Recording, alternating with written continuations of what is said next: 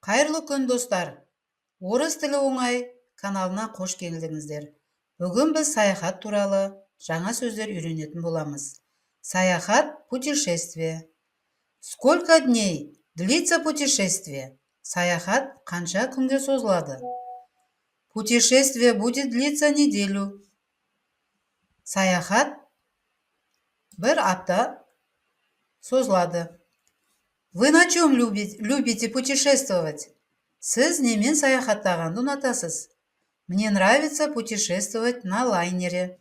Мен лайнермен саяхаттағанды ұнатамын. Мне нравится путешествовать на поезде. Мен поездбен саяхаттағанды ұнатамын.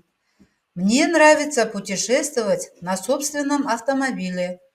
Мен өзімнің автокөлігіммен саяхаттағанды ұнатамын.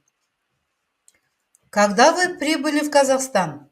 Сіз Қазақстанға қашан келдіңіз? Вы прибыли поездом или самолетом? Сіз поездбен келдіңіз бе, әлде ұшақпен келдіңіз бе? Я вчера прилетела на самолете.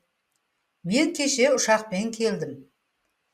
Сколько времени вы задержались? Сіз неше уақыт аялдадыңыз? Куда вы летите?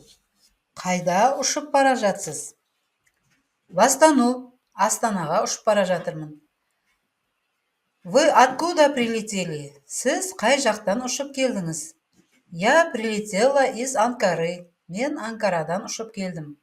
Цель вашей поездки. Сіздің келу мақсатыңыз. Я хотела бы осмотреть город. Мен осы қаламен танысқым келеді. Дайте мне, пожалуйста, карту Астаны. Маған